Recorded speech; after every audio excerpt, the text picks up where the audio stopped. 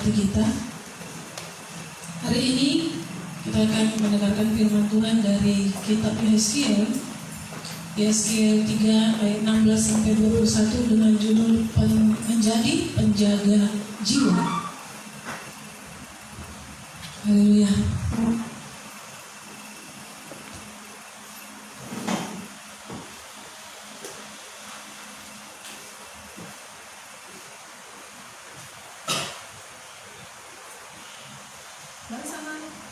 Mari sama-sama kita membaca firman Tuhan ini di Yesaya 3 ayat 16 sampai 21.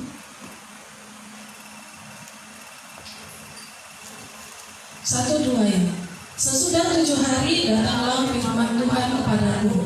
Hai anak manusia, aku telah menetapkan engkau menjadi penjaga kaum Israel. Bila mana engkau mendengarkan sesuatu firman daripadaku, peringatkanlah mereka atas namaku. Kalau aku berfirman kepada orang jahat, engkau pasti dihukum mati, dan engkau tidak memperingatkan dia atau tidak berkata apa-apa untuk memperingatkan orang jahat itu dari hidupnya yang jahat, supaya ia tetap hidup, orang jahat itu akan mati dalam kesalahannya, tetapi aku akan menuntut pertanggungjawab atas nyawanya daripadamu. Tetapi jikalau engkau memperingatkan orang jahat itu dan ia tidak berbalik dari kejahatannya dan dari hidupnya yang jahat, ia akan mati dalam kesalahannya, tetapi engkau telah menyelamatkan nyawamu. Jikalau seorang yang benar berbalik dari kebenarannya dan ia berbuat curang, dan aku meletakkan batu sandungan di hadapannya, ia akan mati. Oleh karena engkau tidak memperingatkan dia, ia akan mati dalam dosanya, dan perbuatan-perbuatan kebenaran yang dikerjakannya tidak akan diingat-ingat. Tetapi aku akan menuntut pertanggungjawab atas nyawanya daripadamu. Tetapi jikalau engkau memperingatkan orang yang benar itu, supaya ia jangan berbuat dosa, dan memang tidak berbuat dosa, ia akan tetap hidup sebab ia mau menerima peringatan, dan engkau telah menyelamatkan nyawamu. Amin.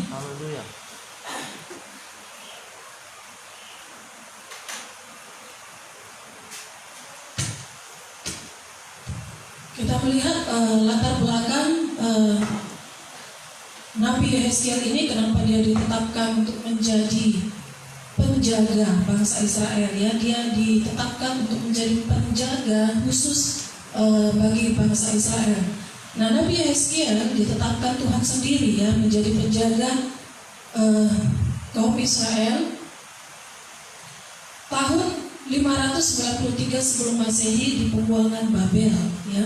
Jadi Nabi Yesaya ini ditetapkan ketika sudah terjadi pembuangan, orang Israel itu sudah dibawa ya ke Babel karena Raja Nebukadnezar sudah menaklukkan kerajaan Yehuda.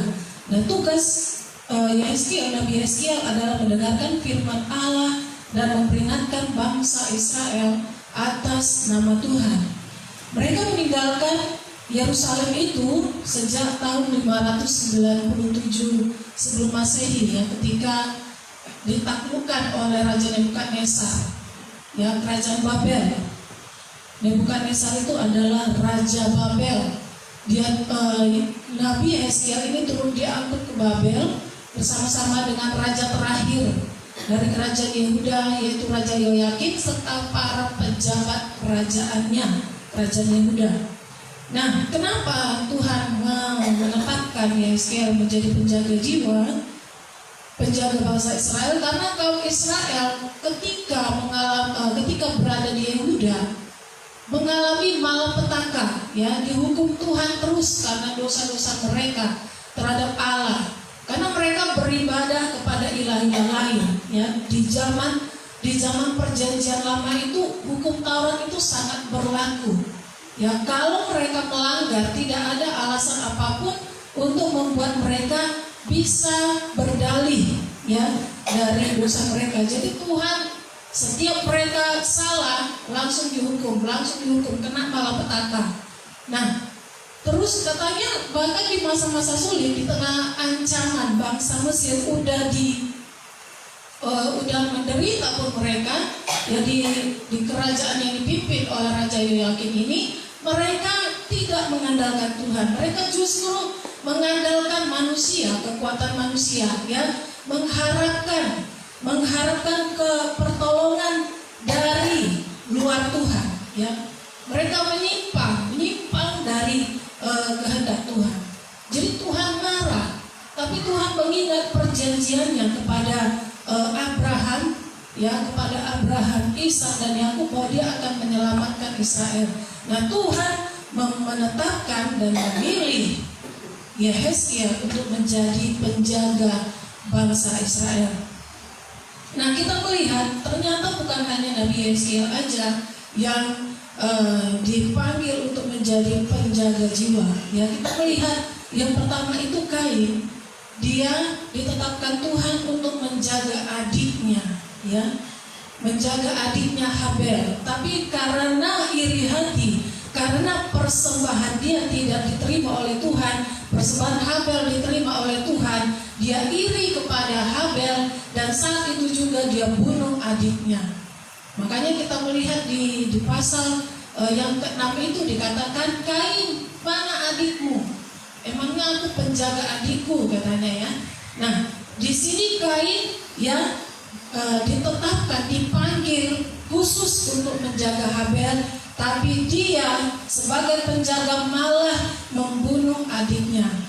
Dan ketika itu darah Habel berteriak ke surga mengatakan bahwa dia tidak siap untuk segera keluar dari bumi ini, ya. Teriakannya itu, darahnya itu sampai ke telinga Tuhan. Jadi Tuhan marah kepada Kain dan memberikan hukuman kepada Kain, ya. Nah, Nuh, dia adalah penjaga semua manusia. 120 tahun lebih Tuhan tetapkan dia untuk memperingatkan semua manusia yang ada di situ untuk bertobat. Tetapi Tuhan tidak melihat ada satupun kecuali 8 orang anggota keluarganya yang bisa mendengarkan apa yang menjadi perintah Tuhan kepada Nuh, ya. Nuh hanya berhasil menyelamatkan 8 orang. Yaitu kasih karunia Tuhan, Nuh mendapatkan keselamatan. Yang ketiga Abraham, dia khusus menjaga keponakannya, ya, menjaga keponakannya Lot. Makanya ketika Tuhan mau menghukum Sodom dan Gomora, Tuhan berpikir, gimana ya, aku kasih tahu nggak sama Abraham. Dan akhirnya Tuhan memberitahu kepada Abraham bahwa dia akan memusnahkan Sodom Gomora, ya. Dan Abraham tawar-menawar dengan Tuhan supaya Tuhan menyelamatkan keponakannya. Abraham hanya sanggup menyelamatkan Lot dan juga kedua anaknya perempuan, tetapi istri Lot harus menjadi tiang garam, ya. Nah, Musa, dia adalah penjaga bangsa Israel. Dia diperintahkan oleh Tuhan untuk mengeluarkan, ya, bangsa Israel dari Mesir. Musa harus bertaruh nyawa di hadapan Tuhan karena tugas yang diberikan oleh Tuhan ini sangat berat. Sampai dia mau menggantikan keselamatan dia, sampai dia berkata kepada Tuhan, hapuslah namaku dari kitab kehidupan, selamatkanlah umatku yang banyak ini, katanya kepada Tuhan.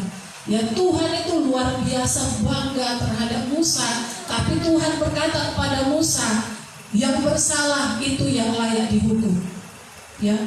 Sampai Musa mengorbankan namanya, katanya, hapuslah Tuhan namaku daripada bangsa Israel ini tidak selamat. Luar biasa pengorbanan Musa. Nah, Rut ini khusus menjaga mertuanya, ya. Dia menjaga mertuanya.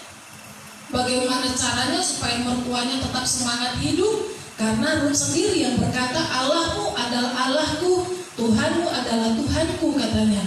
Nah, ketika dia berkata seperti itu, secara otomatis dia menjadi penjaga mertuanya, ya, khusus penjaga mertuanya. Daud, dia sebagai penjaga pengikutnya. Pengikutnya ini terdiri dari orang-orang yang sakit hati, orang-orang yang kacau hidupnya, orang-orang yang banyak hutang, orang-orang yang dibenci, orang-orang yang dikhianati, ya. Jadi Daud menjaga pengikutnya ini, bahkan nyawa untuk menyelamatkan pengikutnya. Ya, Daud ini luar biasa. Ya, dapat menyelamatkan semua pengikutnya. Tidak ada yang terbunuh karena luar biasa penjagaannya dan pengharapannya kepada Tuhan. Tuhan yang membela, Tuhan yang menjaga. Esther, dia khusus menjadi penjaga bangsanya, yaitu bangsa Yahudi. Ya, Mordekai membawa Esther ke istana Media Persia di hadapan Raja Xerxes, ya, Ahasveros. Ya, puji Tuhan, Esther bisa diangkat menjadi ratu. Di antara ratu-ratu yang lainnya, Esther mendapatkan perkenanan yang ratu yang paling disukai, yang paling dicintai, yang paling disayangi oleh Raja Ahasveros. Ya, ini kesempatan baginya untuk menjaga bangsanya, sehingga bangsa Yahudi tidak punah. Saat itu juga selama Esther menjadi ratu di Babel, di Media Persia. Ayub dia khusus menjaga keluarganya, ya. Ada 10 anaknya, 7 laki-laki dan 3 perempuan bersama dengan istrinya.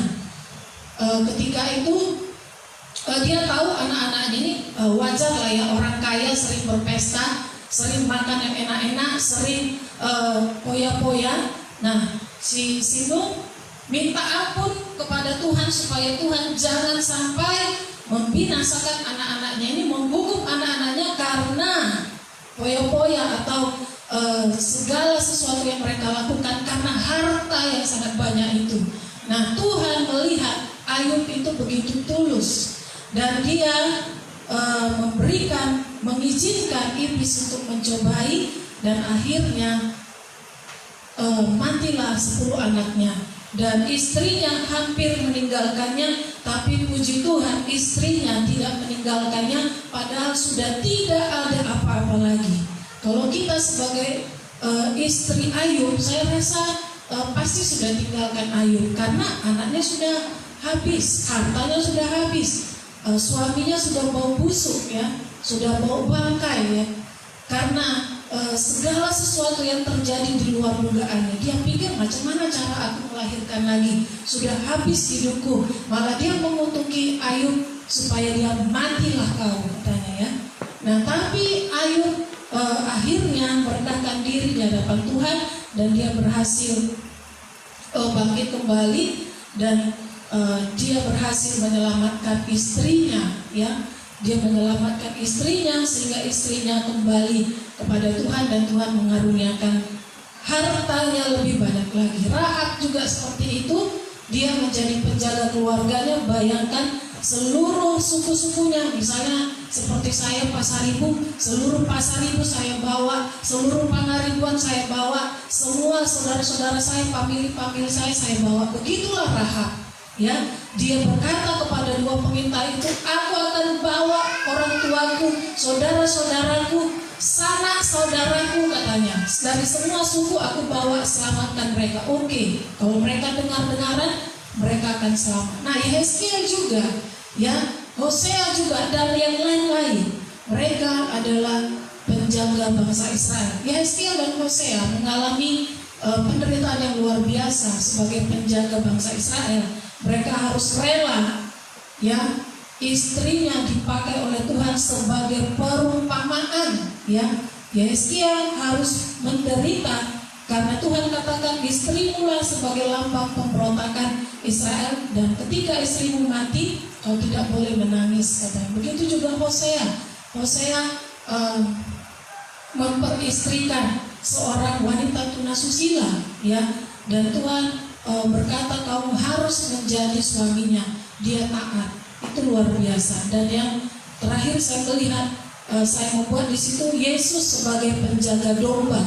Dia penjaga domba, murid bukan kambing atau pengikut. Yesus penjaga domba, ya, karena dia disebut sebagai gembala, ya.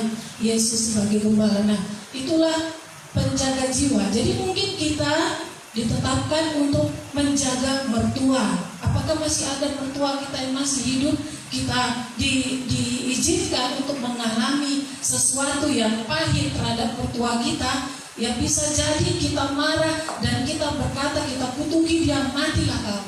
Tapi ketika itu kita tidak sadar, bisa jadi kita seperti Ruth sebagai penjaga mertua atau penjaga keluarga. Kita melihat hanya kita saja yang beribadah, yang selalu berdoa, dan keluarga kita lihat dia seperti biasa-biasa saja. Nah, selalu Tuhan hadapkan kita harus berurusan dengan keluarga kita, dengan saudara-saudara kita. Nah, saat ini dengarkan suara Tuhan. Sebenarnya aku ditetapkan sebagai penjaga siapa? Ya, jadi kita jangan kerjakan bagian orang lain, sementara yang kita tahu bagian kita tidak kita kerjakan. Itu berbahaya. Karena katanya tadi, kalau kita tidak berhasil mengingatkan dia, malah kita sengaja untuk tidak memperingatkannya, jangan harap kita selamat. Kenapa saya urutkan tadi seperti ini? Karena mereka hanya mengerjakan bagian mereka masing-masing, bukan bagian orang lain. Bukan mana kabar di sana? Oh tidak. Tapi Tuhan menetapkan masing-masing orang, ya, memiliki tugas dan panggilan, dan mereka harus peka terhadap suara Tuhan sehingga tidak lalai. Ini harus kita tanya kepada Tuhan. Dari mana kita tahu? Dari segala sesuatu yang terjadi dalam hidup kita setiap hari, dari rutinitas kita setiap hari. Siapa yang selalu menjengkelkan kita? Siapa yang selalu membuat hati kita susah? Siapa yang selalu membuat hati kita marah, bahkan mau keluar mulut untuk mengutuki dia? Pikirkan. Bisa jadi kita ditetapkan untuk menjadi penjaga jiwanya, supaya dia selamat. Tuhan hadapkan kita kepada dia, supaya kita tahu, hati kita jadinya mengerti. Kenapa aku harus berurusan dengan dia terus kita katakan seperti itu. Coba berdoa. Ternyata Tuhan meminta kita untuk menjadi penjaga jiwanya, untuk mengingatkan dia, untuk berkorban bagi dia, walaupun kita harus berkorban perasaan. Ya, dengarkan suara Tuhan. Saat ini Tuhan berkata kepadamu, kamu adalah penjaga ini, gitu. Ya, nah, supaya kita boleh mengerjakan semuanya dengan benar dan sungguh-sungguh. Nah, siapakah penjaga jiwa itu? Yang harus kita tahu, setiap orang yang sudah menerima Yesus Kristus sebagai Tuhan dan Juru Selamat, secara otomatis dia ditetapkan Tuhan untuk menjadi penjaga jiwa. Tapi kita tidak tahu siapa yang lebih khusus untuk kita perhatikan, untuk kita doakan, untuk kita selalu bawa, ingatkan, tegur ketika dia melakukan kesalahan. Nah, kita wajib mengingatkan saudara-saudara kita agar hidup benar dan selalu berada di jalan Tuhan. Satu kali Tuhan akan meminta pertanggungjawaban kita. Nah, seorang penjaga tidak boleh lengah, tetapi selalu berjaga-jaga. Inilah susahnya. Tapi ini adalah tugas yang mulia. Nah, seorang penjaga dia harus memiliki kehidupan doa. Tanpa disadari dia dipaksa untuk memiliki kehidupan doa di dalam Tuhan yang terus-menerus. Minggu lalu kita sudah dengar tentang pray, tentang berdoa.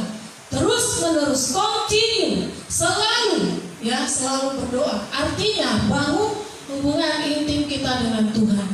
Ketika kita membangun hubungan intim dengan Tuhan, ada kekuatan Tuhan yang memampukan, menguatkan kita untuk menjadi penjaga jiwa itu. Dan kita akan bisa mendengar suara Tuhan tentang orang itu.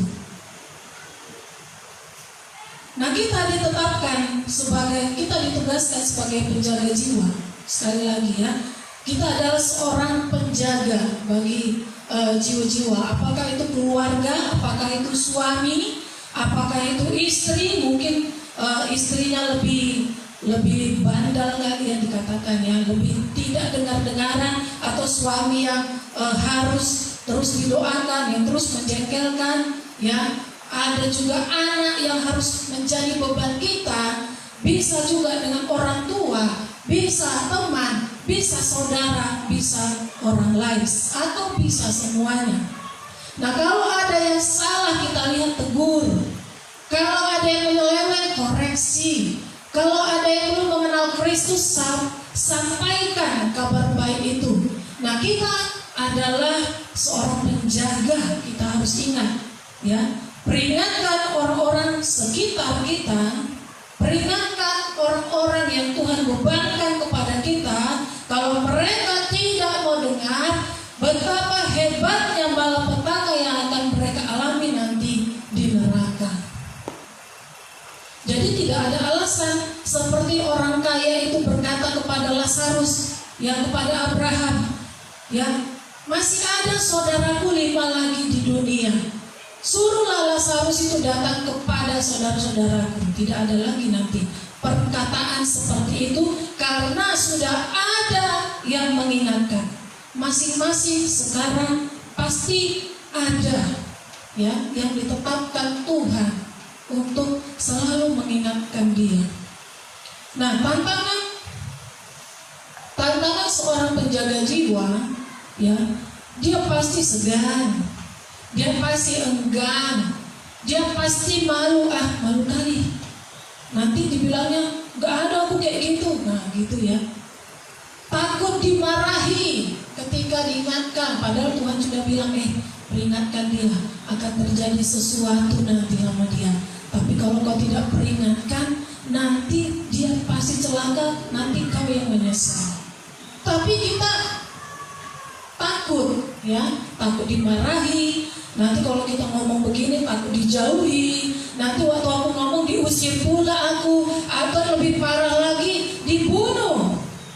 Karena mungkin ada dosa yang harus dia ingatkan, sesuatu yang tidak bisa yang diketahui oleh orang. Tantangannya kedudukan martabat penjaga jiwa itu lebih rendah daripada yang akan diingatkan. Jadi dia merasa minder. Terus dia ada kepahitan mendalam, ya, ada dendam di dalam hatinya karena orang ini terus menerus membuat dia sakit hati, membuat dia benci, membuat dia marah. Jadi gak mau dia. Udah terlalu pahit yang dia buat, sudah terlalu susah hatiku, bahkan berniat untuk meninggalkan, ya, berpisah karena kepahitan yang mendalam, karena dendam, karena kebencian. Bisa jadi dia terintimidasi ketika Tuhan menyuruh mengingatkan orang itu lewat kita. Dia terintimidasi. Aku aja masih seperti itu Tuhan, kita katakan dalam hati kita. Aku bilang kepadanya jangan merokok, aku sendiri masih merokok. Aku bilang kepadanya jangan kau minum tua, aku sendiri masih ada dosaku. Nanti ku bilang ini, dibilangnya sama aku. Nanti ku bilang yang ini, dibilangnya yang ini sama aku. Masih ada dosa yang kita tutupi, yang kita sembunyikan, yang masih belum kita tinggalkan. Akhirnya tunjuk-tunjukan, terintimidasi. Tantangan seorang penjaga jiwa, dia berpikir efek jerah, sengaja membiarkan, biar mati dia situ. Justru itulah yang kutunggu-tunggu, supaya dia cepat mati. Biar aja Tuhan, sama seperti Nabi Yunus. Yunus ketika Tuhan suruh pergilah saat ini juga ke Niniwe, tapi dia malah lari. Dia katakan kepada Tuhan, iya Tuhan, iya Tuhan. Tapi dalam hatinya, ngapainlah aku disuruh. Udah tahu ya Tuhan, ini begitu jahatnya orang Niniwe, begitu jahatnya dia sudah membunuh orang-orang Israel. Begitu jahatnya orang-orang Niniwe itu. Kenapa Tuhan suruh aku mengingatkan? Saudara, musnahkan saja. Akhirnya dia lari dengan kekesalan hatinya. Dia lari dari hadapan Tuhan. Dalam Yunus 1 ayat 1-3 dikatakan di situ, datanglah firman Tuhan kepada Yunus bin Amittai demikian. Bangunlah, pergilah ke Niniwe, kota yang besar itu. Berserulah terhadap mereka, karena kejahatannya telah sampai kepadaku. Tetapi Yunus bersiap untuk melarikan diri ke Tarsis, jauh dari hadapan Tuhan. Ia pergi ke Yapo dan mendapat di sana sebuah kapal yang akan berangkat ke Tarsis. Ia membayar biaya perjalanannya, lalu naik kapal itu untuk berlayar bersama-sama dengan mereka ke Tarsis, jauh dari hadapan Tuhan. Dia mau sembunyi dari Tuhan, padahal dia tidak tahu, padahal Tuhan itu, dia itu seperti kayak semutnya, ya, mau sembunyi dimanapun Tuhan tahu dia. Gara-gara dia, satu kapal itu hampir tenggelam, bahkan barang-barang yang di dalam kapal, orang-orang di kapal itu jadi habis, dibuang ke laut gara-gara Yunus. Jadi kalau Tuhan sudah suruh, kita sudah baca tadi yang ada di Yehezkiel, kalau kita sengaja membiarkan, jangan pikir kita akan selamat. Tuhan akan tuntut kita, sampaikan, nggak mau, sampaikan, nggak mau, malah kita lari. Nanti yang terjadi seperti ini, ya, yang terjadi seperti itu. Yunus masih berkemurahan, Tuhan masih berkemurahan kepada Yunus, dia dimuntahkan. Bayangkan dia tidak mati di perut ikan, padahal kalau kita beli ikan, membersihkan perut ikan itu, baru kita buka ikan udah baunya minta ampun. Apalagi dia berada di dalam perut ikan yang besar, pasti banyak lendir-lendir, bau semua, ya. Kita bisa lihat itu di Yunus pasal 2, dia sangat menderita di situ. Dan puji Tuhan, akhirnya dia dengar-dengaran kepada firman Tuhan dan dia jadi pergi ke Niniwe. Ya. Nah, bagaimana kita menghadapi penolakan? Jangan kita pikir ketika Tuhan sampaikan kepada kita, pergi, sampaikan ke sana. Jangan kita pikir karena Tuhan yang suruh, orang itu pasti akan dengar. Tidak. Sama seperti Musa menghadap ke Firaun. Dia pikir abangnya sudah sama dia, si Harun ini, Imam Harun ini pandai bicara. Dia pikir karena sudah ada Imam Harun, sudah ada suara Tuhan, Firaun dengar. Ternyata dibohongi. Ya, itu menghadapi penolakan. Nah, kita sudah datang, tapi malah makin parah orang ini.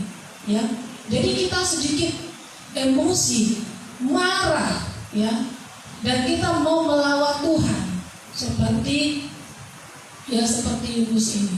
Nah, bagaimana menghadapi penolakan? Yang pertama itu jaga hati, jaga perkataan, jaga jari tangan kita. Yang kedua berdoa, puasa. Yang ketiga masuk dalam peperangan rohani. Yang pertama kita melihat di situ, jagalah hati kita, jagalah perkataan kita, jagalah jari tangan kita. Nah, di Efesus 4 ayat 27, 29, 31 dikatakan firman Tuhan mengingatkan, dan janganlah beri kesempatan kepada iblis. Itu yang pertama harus kita ingat ketika terjadi penolakan. Yang kedua, janganlah ada perkataan kotor keluar dari mulutmu, tetapi pakailah perkataan yang baik untuk membangun di mana perlu, supaya mereka yang mendengarnya beroleh kasih karunia. Ketika terjadi penolakan dan dia memarahi, memaki, menghina kita, ya jangan pakai kata-katanya kembali untuk membalas. Karena bisa jadi ada orang lain yang mendengar, jadi kita pun tidak dibela. Ya, jangan balas perkataannya yang jahat itu, ya kita pakai juga perkataan kita balas perkataan kita dengan perkataan yang kotor, bahkan lebih kotor dari dia. Kenapa? tidak nyangka kita juga bisa berkata kotor. Gak nyangka dia. Jadi dia yang lebih terkejut, bukan kita. Ya, dia udah terbiasa berkata seperti itu, tapi ketika didengarnya ada perkataan kotor keluar dari mulut kita, lebih terkejut dia. Percuma. Ya, jadi jaga perkataan kita, jangan beri kesempatan kepada iblis. Iblis itu memancing kita untuk membalas, sehingga akan bertambah panjang proses untuk mengingatkan orang itu. Jadi makin panjang, mulai lagi dari nol, karena kita harus memperbaiki diri kita lagi, karena perkataan kita sudah membuat dia tidak percaya, atau membuat dia sudah bingung melihat kita, dan membuat dia semakin menolak kita.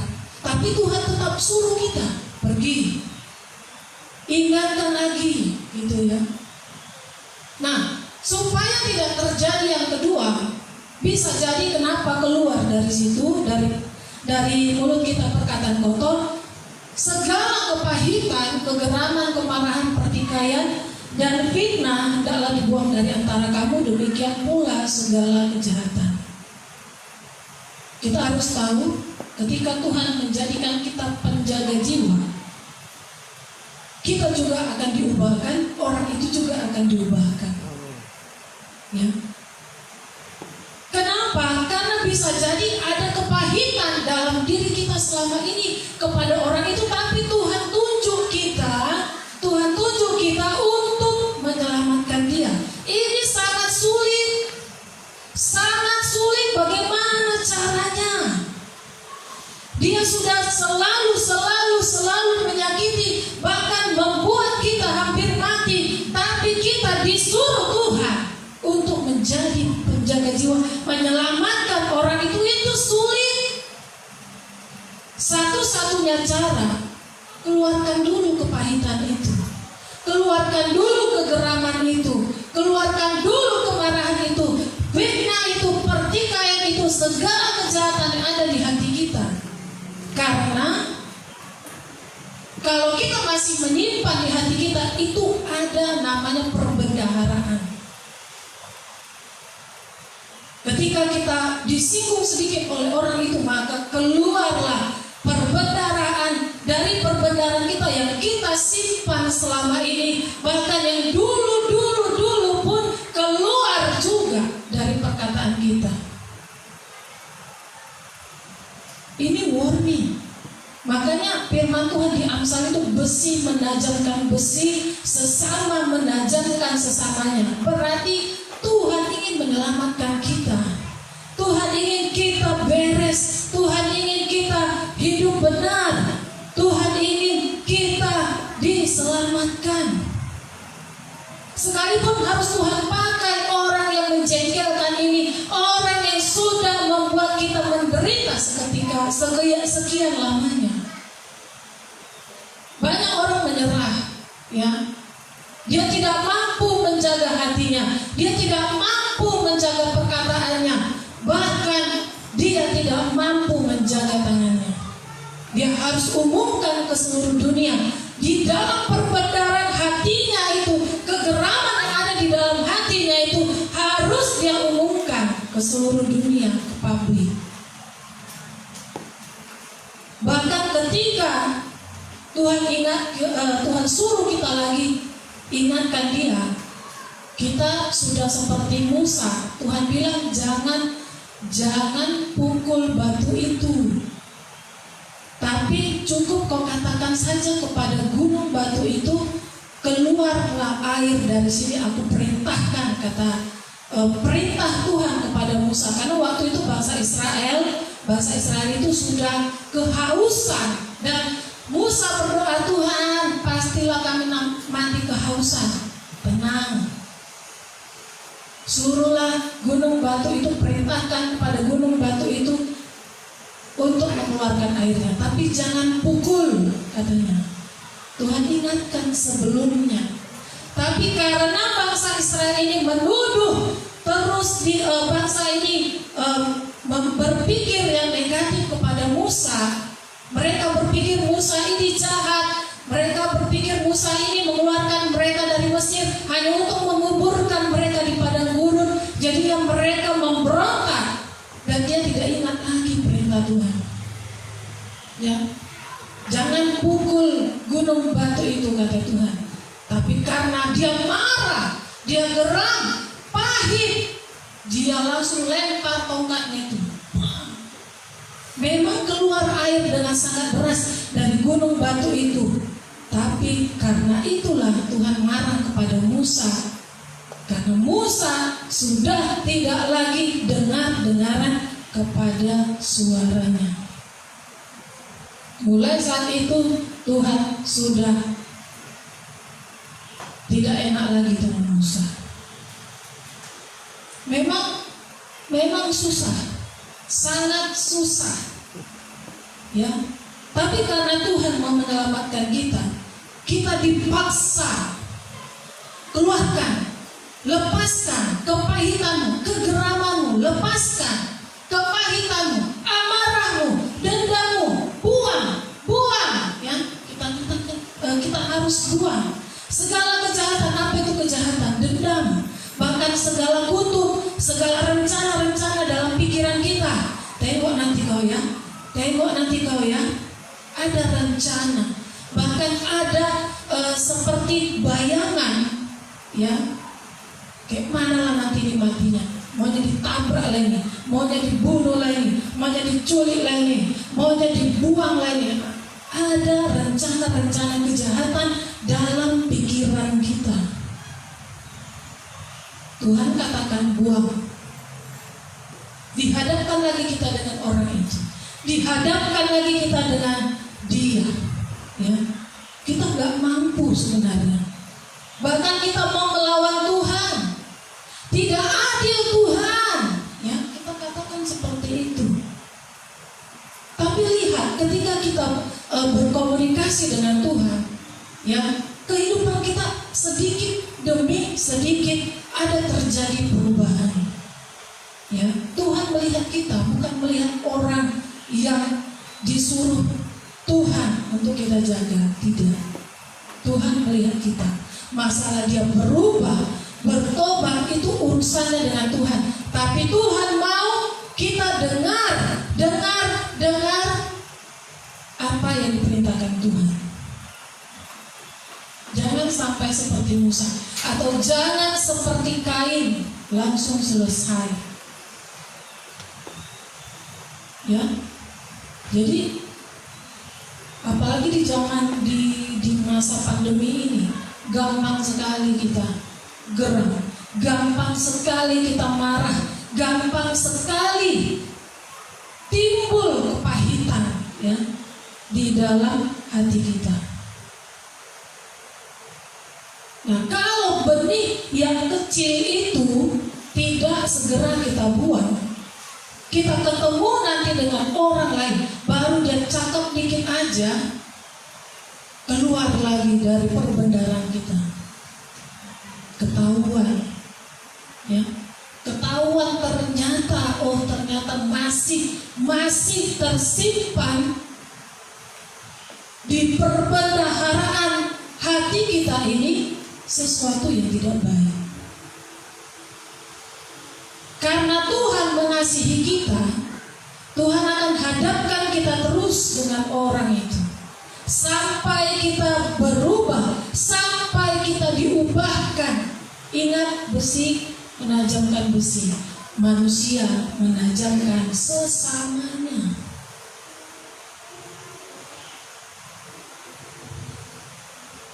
Bagaimana cara menghadapi penolakan? Yang kedua, berdoa puasa. Ada orang berkata, ya, aku sudah berdoa untuk dia.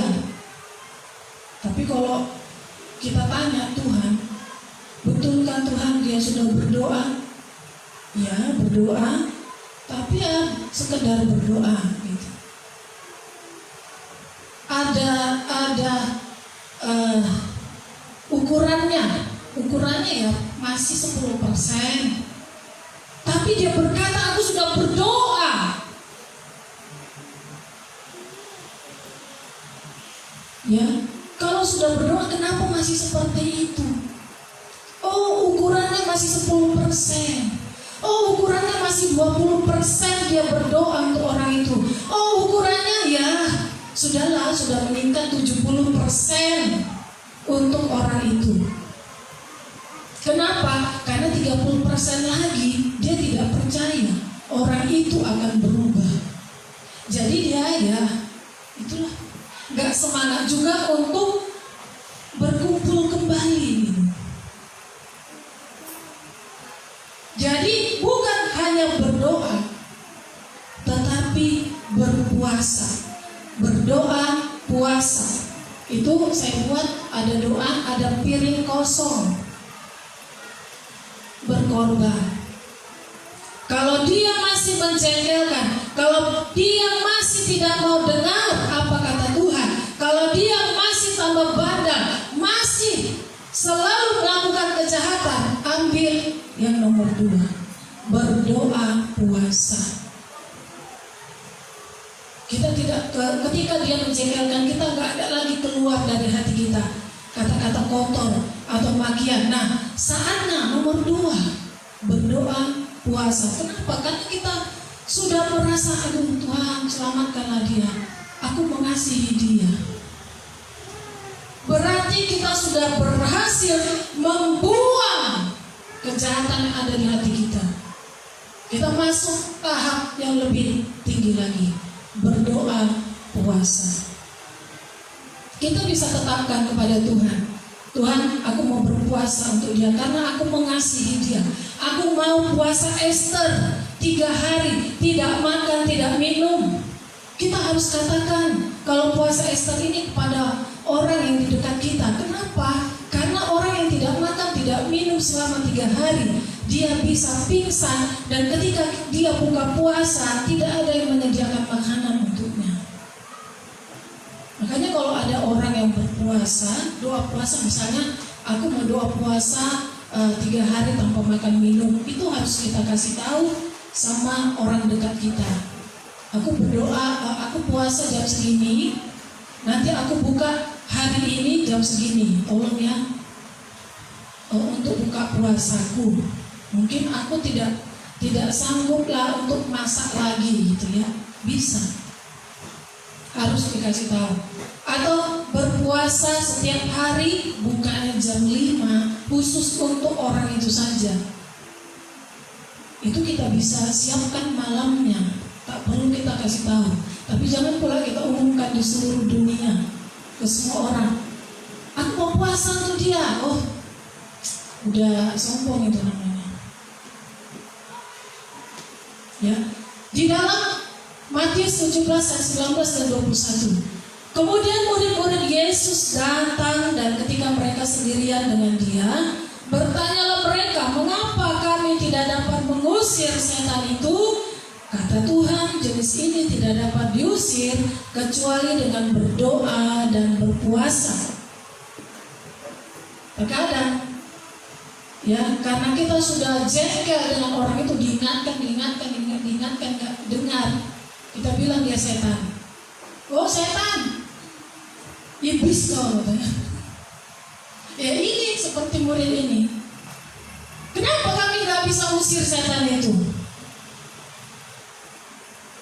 Ternyata mereka terkejut. Jawaban Tuhan bukan menyalahkan orang itu atau bukan menyalahkan mereka, tapi Tuhan bilang harus ada pengorbanan lagi.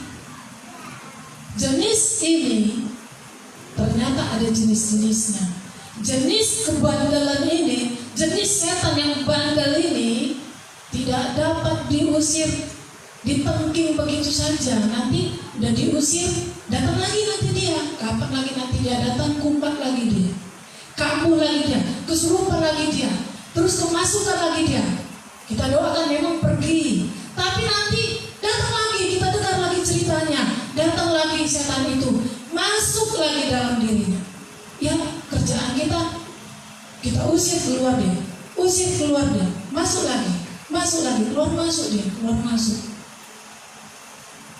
berarti ini orang sudah miliknya. Kenapa dia keluar masuk? Ketika diusir dia memang pergi, dia menghormati nama Yesus, dia takut kepada nama Yesus. Tapi kenapa dia datang lagi? Karena orang ini sudah jadi milik setan. Setan itu belum bisa berpisah dari orang ini, makanya dia keluar masuk terus.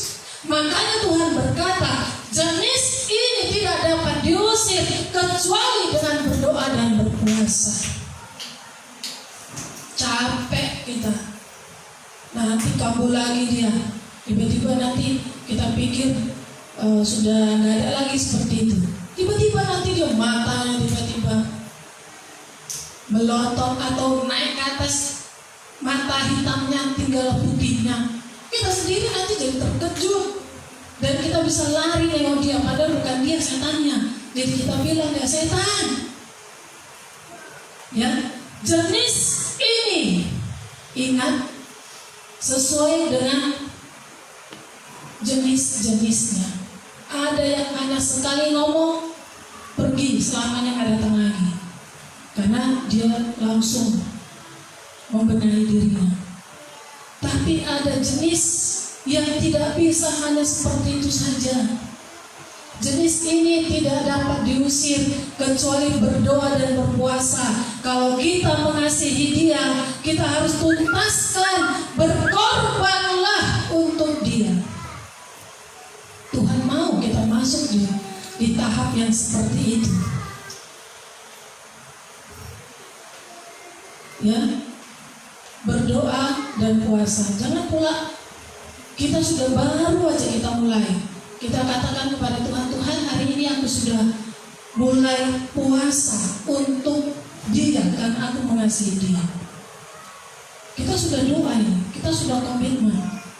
Jangan berpikir tidak ada tantangan ketika kita berdoa dan puasa. Akan datang orang membawa makanan ke rumah kita. Apa yang menjadi kesukaan kita, itu pula yang ada di hadapan kita. Padahal udah lama sekali kita tidak makan itu. Yuk makan yuk. Dia bilang, dia tidak tahu kita berpuasa.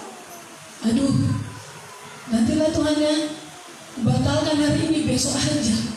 Karena ini makanan. Ada tantangan. Ya, walaupun udah berdoa, walaupun kita berdoa puasa, setan itu akan menggagalkannya. Tuhan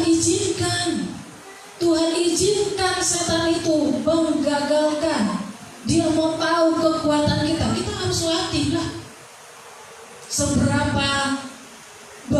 Seberapa besar pengetahuan kita tentang firman Tuhan selama ini, seberapa banyak firman yang kita dengar selama ini, ya itu akan menguji kita, memproses kita. Ya. Jadi itu ada tantangannya.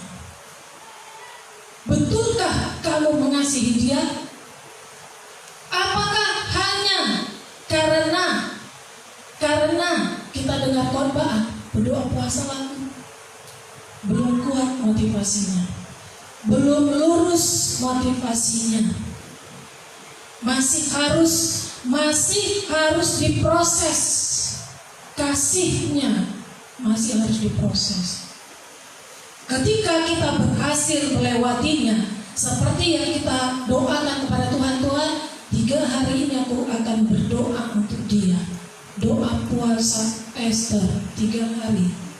Aku korbankan diriku seperti yang dikatakan Esther.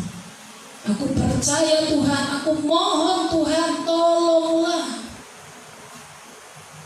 Ketika kita berpuasa akan ada pertarungan daging dan roh yang kita alami. Daging kita meminta kita supaya batal puasanya. Tapi roh kita berkata, maju terus, sedikit laginya. Udah bisa berhasil 1 hari, 2 hari laginya. Ya, diingat mengingatkan roh itu kita. Ingat, nanti ketika kita menang, luar biasa kemenangan yang kita terima, berkat yang kita terima. Masuk aja terus, berjuang terus. Tapi daging ini bilang batal aja. Nanti kalau dia nggak bertobat, kau yang rugi. Selalu berperang daging dan roh berperang ketika kita masuk dalam bulan puasa. Disitulah proses kasih kita. Apakah kita benar-benar mengasihi orang itu, atau kita hanya mengharapkan dia diselamatkan lewat orang lain, lewat doa orang lain, lewat pertolongan orang lain. Jadi kita hanya berusaha dengan kata-kata saja, tidak masuk lebih dalam dari yang Tuhan minta kepada kita.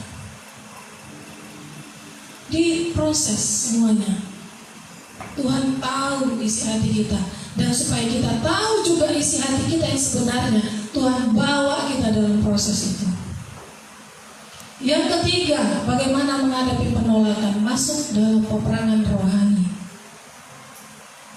Yang harus kita ingat, jangan kita benci orangnya, tapi kita harus memperhatikan lawan kita siapa.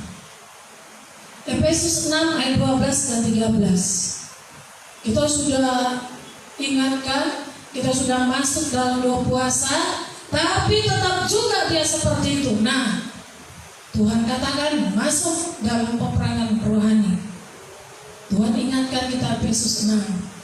Karena perjuangan kita bukanlah melawan darah dan daging, tetapi melawan pemerintah-pemerintah, melawan penguasa-penguasa, melawan penghulu-penghulu dunia gelap ini, melawan roh jahat di udara.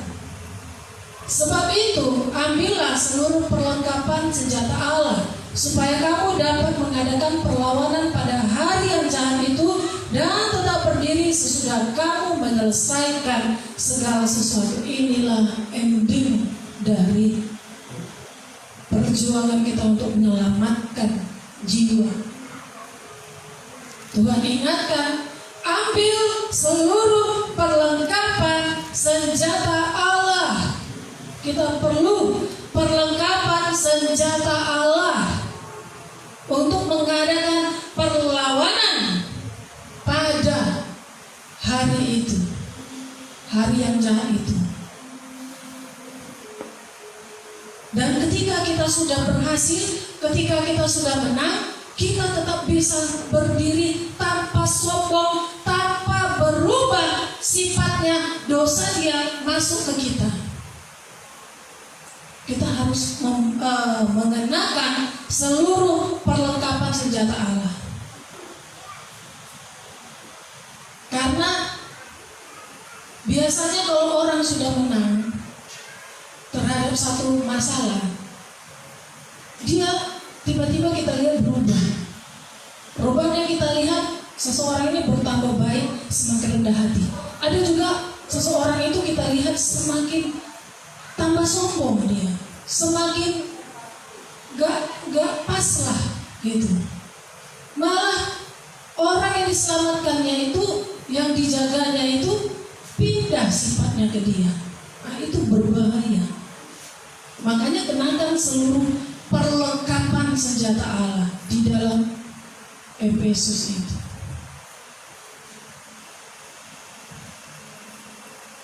Ya, harus terus pakai itu, karena kita ditetapkan Tuhan menjadi penjaga jiwa. Kita harus tahu musuh kita siapa, bukan orang itu. Ada kuasa gelap dalam diri orang itu yang membuat dia dibutakan, yang membuat dia tidak datang kepada Tuhan, yang membuat dia sulit untuk berubah, jatuh bangun, jatuh bangun, jatuh bangun. Ada kuasa kegelapan yang sedang mengikat dia, memakai dia untuk terus berdosa. Padahal dia sudah melayani, tapi berdosa dia. Kita harus tahu siapa orang yang mengikat dia. Ya, kita harus tahu, masuk dalam peperangan rohani, berdoa lebih lagi, peperangan setiap hari untuk menyelamatkan dia.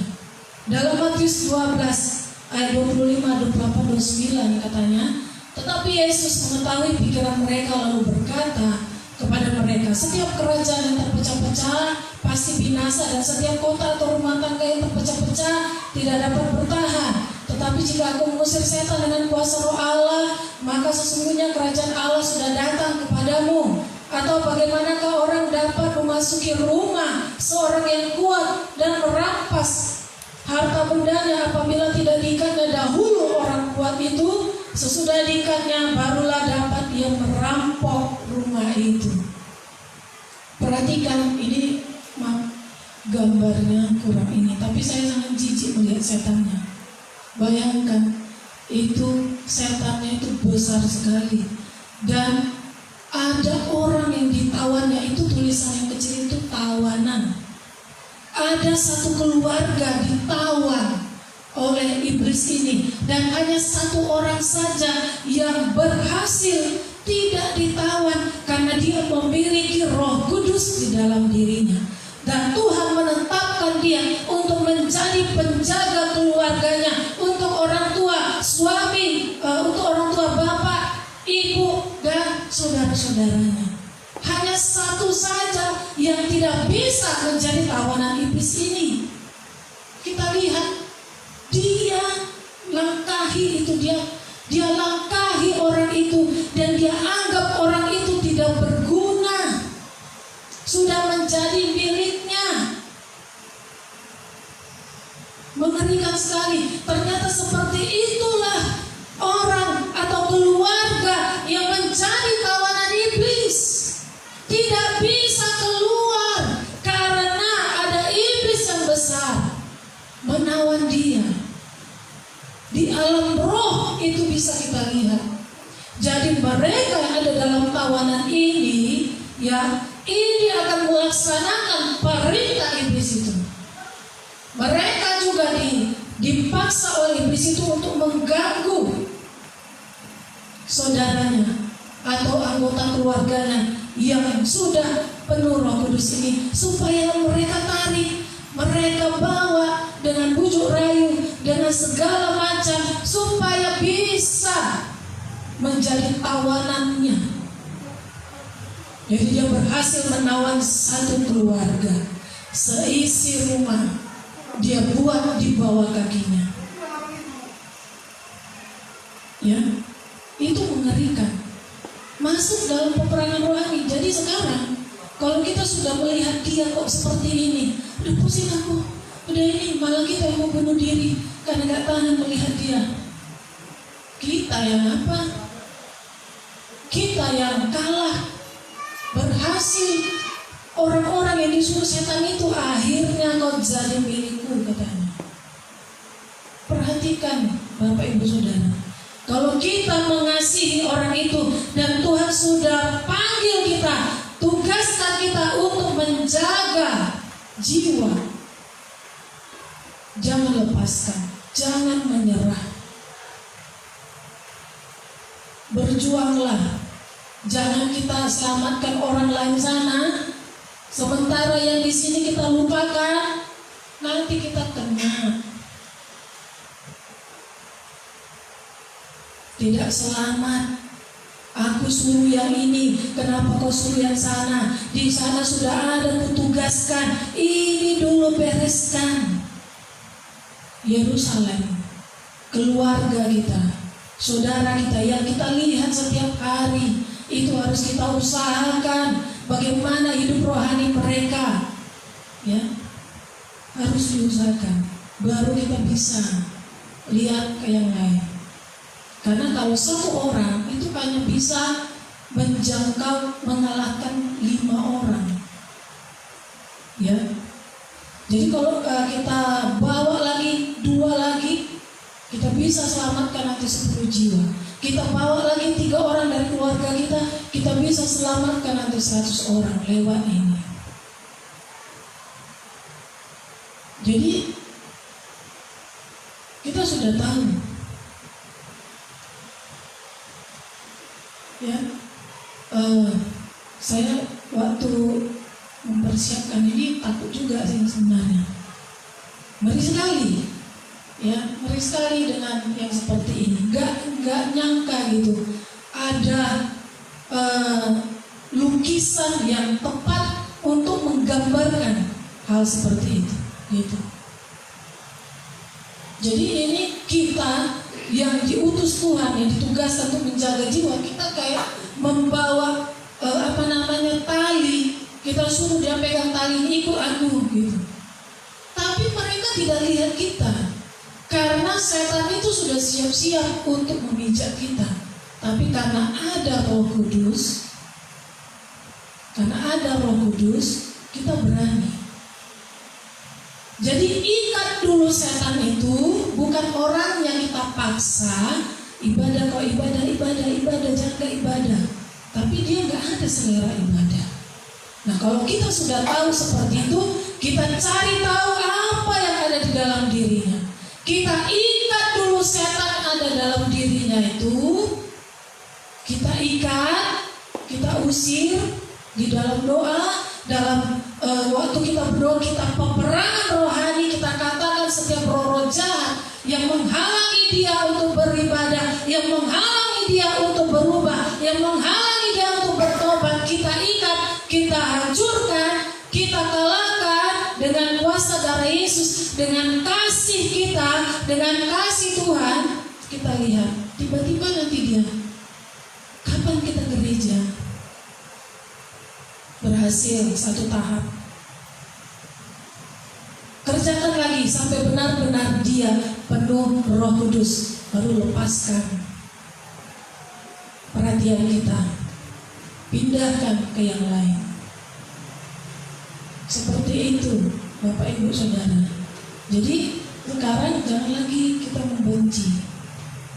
Kita diperhadapkan dengan orang itu supaya kita bisa menyelamatkan dia, dan dia juga bisa juga merubah kita, sama-sama saling menguntungkan. Tapi kenyataannya karena kita menganggap diri kita benar, jadinya tidak tersampaikan apa maksud Tuhan itu, apa tujuan Tuhan itu untuk kita menegur dia, menyelamatkan dia, atau mengingatkan dia, atau berkorban untuk dia.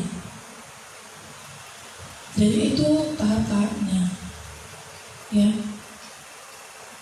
Sebenarnya ini ada 6 semalam, tapi saya minta lagi, saya berdoa kepada Tuhan, Tuhan, bagaimana caranya supaya bisa 3? Itulah dia. Waktu mempersiapkan ini juga saya diuji, gitu. Ya, bertengkar dengan suami, diingatkan lagi dengan masa lalu. Waduh, saya katakan seperti itu, ternyata masih ada, ya, ternyata masih ada ingatan masa lalu. Saya jadi ketakutan, mati lagu ini, saya pikir ternyata masih ada tersimpan. Gawat lagu ini, saya katakan, kayak mana kalau kira-kira Tuhan datang, ternyata masih ada tersembunyi ya di hati. Saya tidak tahan, saya langsung bilang sama Pak Gembala, maafkan aku ya Pak. Saya katakan seperti itu. Gak percaya, tanya. Maafkan aku ya Pak, aku sudah katakan yang seperti itu. Padahal aku tidak ada ingat-ingat lagi, tapi kok bisa ya gitu. Yaudah, makanya jangan ingat-ingat lagi. Bukan seperti itu sih sebenarnya jawabannya saya minta. Tapi karena dia tahu saya batuan, ya berperanglah sendiri. Dia pikir gitu, ya. Bapak ini selalu ajari saya mandiri. Jadi otodidak aja lah. Cuma naik kereta aja lah saya nggak mau. Suruhnya belajar. Lalu disuruh mandiri. Jadi saya lebih tahu semua gitu kan. Nah, saya diingatkan kembali dengan masa lalu. Saya terkejut sekali. Saya tidak bisa memaafkan diri saya. Kenapa bisa kembali seperti itu? Baru aja.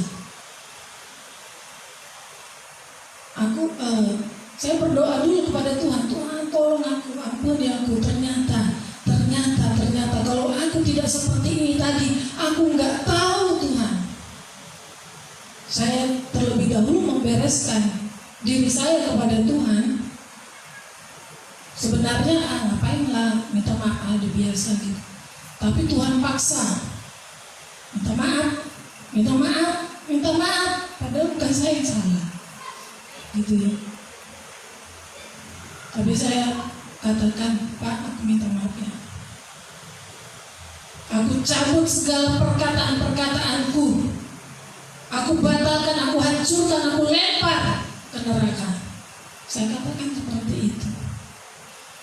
Sejak itu seperti ada sesuatu yang terbang, yang terbang dan membuat ringan diri saya.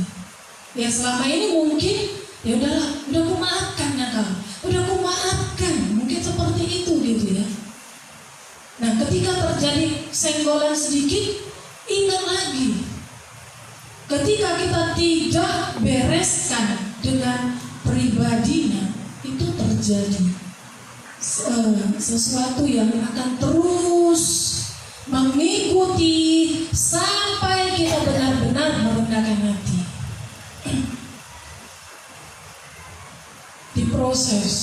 Diproses sampai kita menjadi seperti Yesus.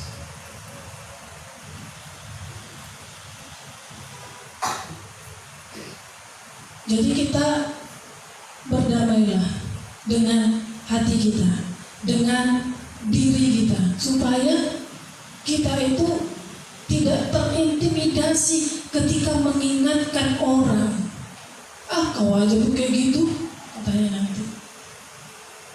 Kau lihat balok di mataku, kau lihat kayu di mata orang, balok besar di depan matamu pun gak kau lihat, katanya. Aduh, kalau udah seperti itu pasti mundur lah. Pasti akan jari kita pas kita tunjuk sama dia. Kau ya, udah mau aku nasihatkan. Kayak jaga jari kita. Orang kalau udah ditunjuk gini dengan telunjuk, walaupun katanya 4 sama kau katanya, tetap juga yang kalau sudah ditunjuk dengan jari satunya ini membuat kita rendah, ya, membuat kita tidak ada apa-apanya kalau sudah ditunjuk seperti ini. Kita pasti dipancing emosi kita dan terjadilah pertengkaran. Saya dulu orangnya bandel sekali. Sekarang aja lihatnya seperti ini, udah banyak perubahan lah. Jadi waktu SD itu setiap liburan kami pulang kampung, bukan ke kampung bapak tapi ke kampung mama, ke Tarutu. Ya, jadi selalu kumpul di situ. Setiap liburan ya, bulan-bulan 6. Jadi itu saya masih ingat waktu itu mau malam tahun baru. Jadi saya masih menggebu-gebu dalam beribadah. Jadi yang saya pikirkan, gereja mana yang buka ini ya, saya pikir. Saya ingat dulu kami GPDI karena dibawa bapak ini ya ke GPDI. Jadi saya ingat di situ, di samping rumah 3 rumah lagi dari rumah opung ada GKI gitu. Jadi saya ajak, kebetulan kakak saya juga seperti saya. Yuk kita ibadah malam tahun baru untuk tahun gitu. Jadi kami disitulah ibadah. Tapi entah kenapa ya, saya tidak ingat entah apa yang membuat saya di situ udah saya, di situ bapak saya, di situ ada opung, di situ ada tulang. Ini baru pulang gereja. Saya ingat itu, saya menyesal sekali. Saya minta ampun kepada Tuhan. Saya belum mengerti ditolak atau dibenci karena saya gereja di situ. Saya belum mengerti dulu. Tiba-tiba udah saya bilang, Pentakosta ini, apalah kata-katanya. Jadi Bapak itu tak membela gitu. Jadi saya tiba-tiba emosi tinggi, keluarlah perkataan saya, tai kalian semua. Saya bilang seperti itu, sambil begini tangan saya, terlalu berani. Kaget saya, aduh, langsung lari saya. Aku bisa bilang gitu, di situ Bapak, di situ udah, di situ tante, orang-orang hebat semua. Aku apa? Saya bilang seperti itu. Karena merasa diri benar, sudah ibadah di situ, sudah ini karena mereka nggak ibadah, jadi saya bilang tai kalian semua. Langsung berdiri udah saya.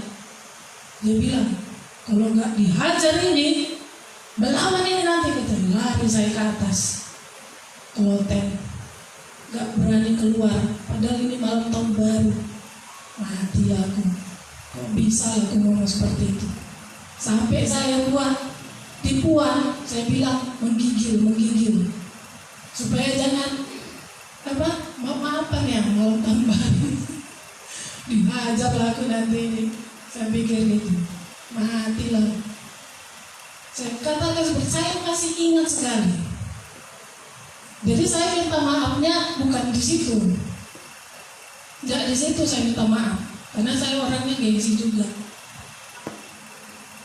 Jadi saya datangi satu-satu. Saya datangi satu-satu. Saya bilang sama yang paling marah sama saya, udah maafkan aku ya udah. Kamu bilang, udah maafkan aku ya udah. Dia memang nggak pernah bicara, tapi aduh, kalau marah kayak singa lah.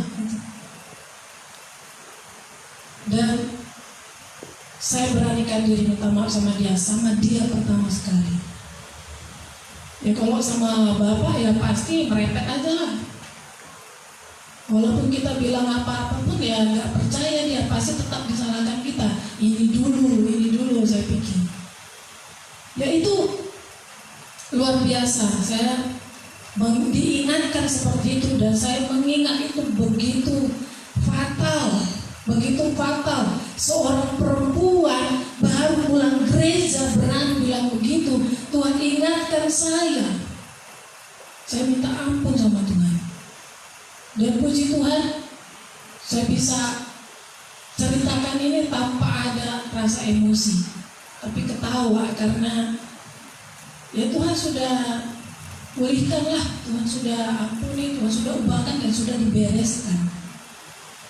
dibereskan saat itu. Walaupun mungkin yang nggak seperti kita membalikkan telapak tangan, ya pasti yang mereka ingat tangan saya dan ucapan saya itu tidak akan bisa terlupakan oleh mereka, nggak akan bisa. Tapi saya percaya pasti sedikit demi sedikit, pelan-pelan akan terlupakan lah. Ya puji Tuhan, ya akhirnya semuanya dapat dibereskan. Nah, sebagai kesimpulan, jangan pernah ragu dan takut menyuarakan kebenaran firman Tuhan kepada siapapun dan dalam situasi kondisi apapun. Jangan ragu, jangan takut. Jika kita sengaja membiarkan orang itu terus-menerus berbuat dosa dan kita tidak melakukan apa-apa untuk memperingatkan dia, maka kita bukan saja membiarkan dia menuju pada kematian dalam dosa, tapi juga nyawa kita sendiri tidak akan selamat. Jangan harapkan kita selamat, karena kita lebih parah dari orang yang berdosa itu. Tugas kita memang tidak mudah, tugas kita itu mulia, karena menyangkut pertobatan dan keselamatan jiwa manusia. Jadi jangan lupa Bapak Ibu Saudara, apapun yang kita alami, siapa yang diperhadapkan kepada kita terus menerus, kita percaya lewat dia kita pasti diubahkan. Lewat Dia pasti ada sesuatu yang dipulihkan dalam hidup kita. Bukan hanya Dia yang diselamatkan, tapi kita juga dipulihkan. Jadi ada tahap-tahapannya. Jaga hati kita, jaga perkataan kita, jaga jari kita. Karena ketika kita sudah ucapkan dan tunjuk orang itu akan lama terlupakan. Teringat-ingat dia, status kita dipertanyakan. Kalau itu sudah kita lakukan, masuk lagi berdoa, puasa. Di situ kita akan diuji motivasi kasih kita, apakah benar-benar tulus. Kalau masih belum lagi masuk dalam peperangan rohani, lihat siapa orang kuat yang mengikat dia. Lihatlah pertobatan, keselamatan yang terjadi bagi orang itu, bagi kita itu luar biasa. Bukan hanya malaikat di surga yang bertepuk tangan bersorak-sorak karena orang itu selamat, tapi kita juga ikut luar biasa lah, ikut memberikan sesuatu yang membuat Tuhan itu bersukacita, yang membuat malaikat itu bisa bersorak-sorak. Luar biasa. Tapi tantangannya itu berat. Tapi kita percaya kalau Tuhan yang suruh, Dia yang akan menyertai kita. Sama seperti arti kata Yehezkiel. Artinya Allah yang menguatkanmu, Allah yang memampukanmu. Kita pasti mampu, kita pasti kuat.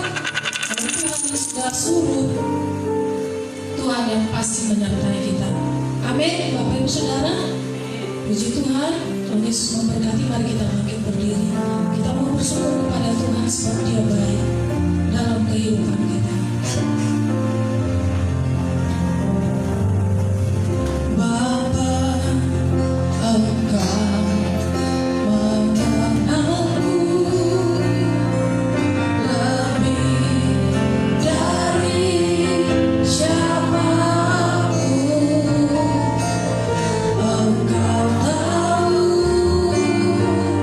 Ceritaku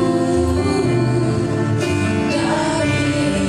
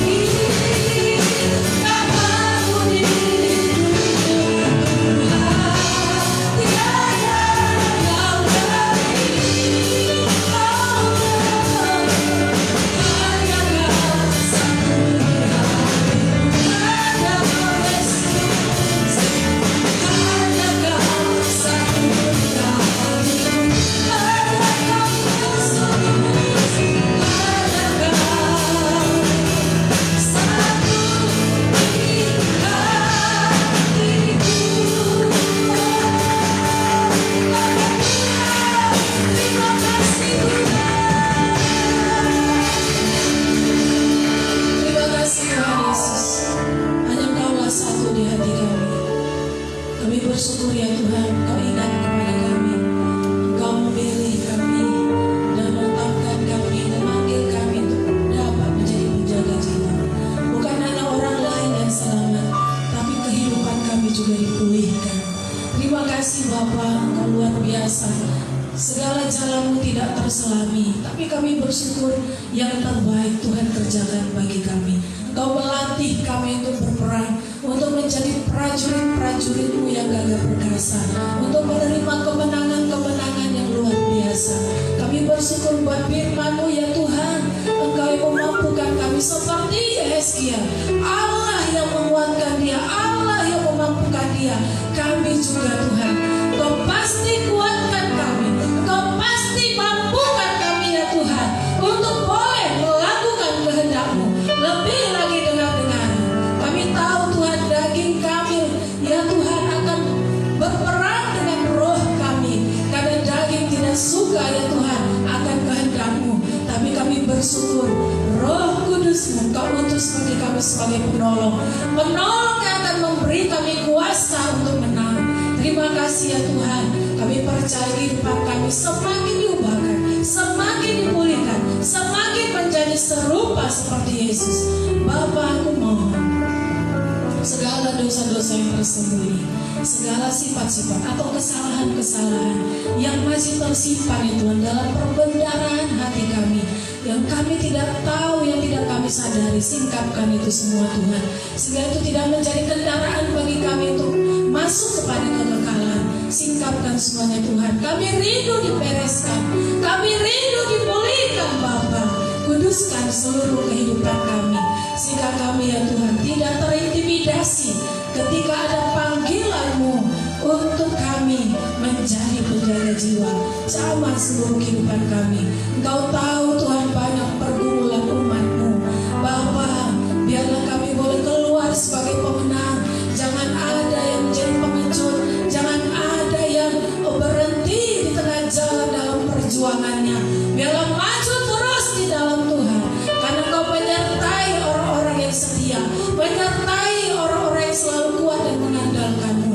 Engkau yang mengingatkan kami bahwa penderitaan yang kami alami sekarang ini tidak akan sebanding dengan kemenangan, kemuliaan, pemulihan yang Tuhan kerjakan bagi kami. Terima kasih ya Bapa, pengharapan kami di dalam Engkau tidak akan pernah mengecewakan. Meterai kasih perkataan firman-Mu ya Allah Roh Kudus. Ampuni kami Tuhan, beri kami kekuatan, beri kami kuasa